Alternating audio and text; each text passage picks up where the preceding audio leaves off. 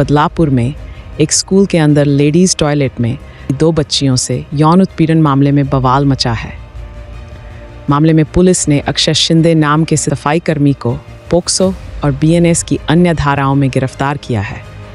गिरफ्तारी के बाद भी बदलापुर के निवासी काफ़ी गुस्से में हैं। बदलापुर में दोनों बच्चियों के साथ हुए यौन उत्पीड़न मामले में शिवसेना यूबीटी प्रमुख उद्धव ठाकरे ने शिंदे सरकार को घेरते हुए बड़ा आरोप लगाया है।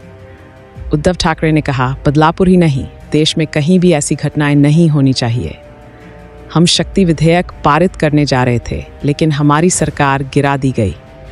जिन लोगों ने हमारी सरकार गिराई और अब सत्ता में हैं, उनकी जिम्मेदारी है कि वे शक्ति विधेयक पारित करें और सख्त से सख्त कार्रवाई करें।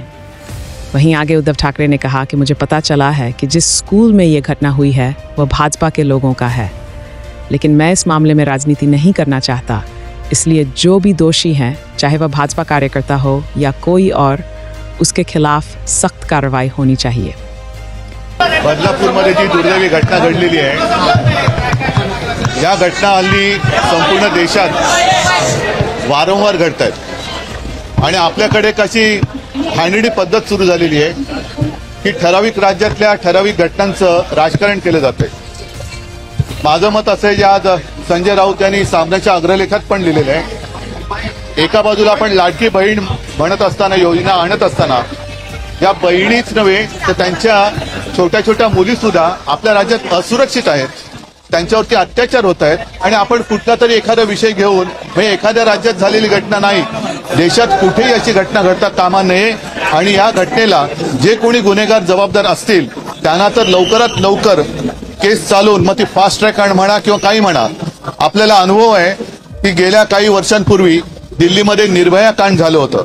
निर्भयाचे सगळे आरोपी पकडले, गुन्हे साबित झाले, पण किती वर्षांनी त्यांना फाशी दिलं गेलं आणि मग या सगळ्या दिरंगाईला जबाबदार कोण? जेवढे एखाद्या महिलेवरती अत्याचार करणारे गुन्हेगार हे त्या घटनेसाठी जबाबदार असतात, तसंच त्याचा न्याय निवाडा करून त्याच्यावरती शिक्षेची अंमलबजावणी करायला दिरंगाई करणारे सुद्धा जबाबदार धरले पाहिजेत। हे जर का झालं तर आणि तरच अशा गोष्टींना आळा बसेल।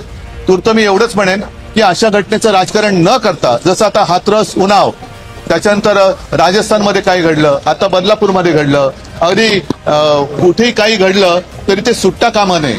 सगळेजण पक्षभेद, जातपात विसरून एकत्र झाले तर आणि तरच आपल्या देशातल्या आणि राज्यातल्या महिला सुरक्षित राहतील आणि तरच आपण म्हणू शकतो की माझ्या राज्यातली महिला ही माझी बहीण आहे, माझी लाडकी बहीण आहे।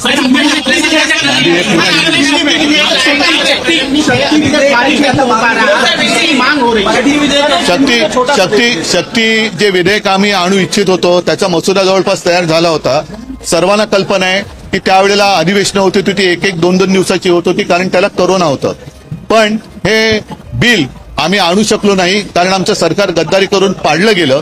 आज ज्यांनी गद्दारी करून ते आमचं सरकार पाडलं आणि विधेयक लटकून ठेवलेलं आहे, त्यांची जबाबदारी आहे की शक्ती बिलाची शक्ती ही या गुन्हेगारांना दाखवून दिली पाहिजे।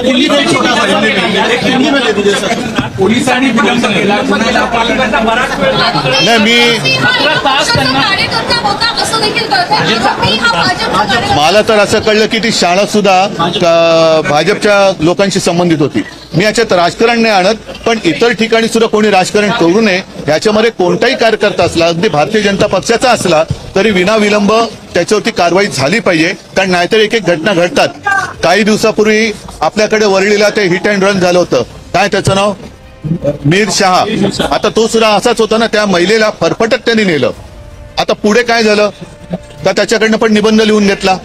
आता सुद्धा हे जे केवळ जर का भाजपचे कार्यकर्ते असतील तर त्यांच्याकडनं निबंध लिहून घेऊन त्यांना सोडून देणार आहेत का? संपूर्ण जग आता बघतंय। मी परत एकदा सांगतो की कोणतेही राजकारण न करता लवकरात लवकर कारवाई झाली पाहिजे। ती कारवाई म्हणजे नुसतं अटक केली, गुन्हा दाखल झाला, वर्षानुवर्ष केस चालले, निकाल लागला, वर्षानुवर्ष केसवरती त्या निकालावरती अंमलबजावणी होत नाही, या सगळ्या गोंधळावरती आता एक जरब बसली पाहिजे, तर आणि तरच आपण आपल्या बहिणीला लाडकी बहीण म्हणू शकतो।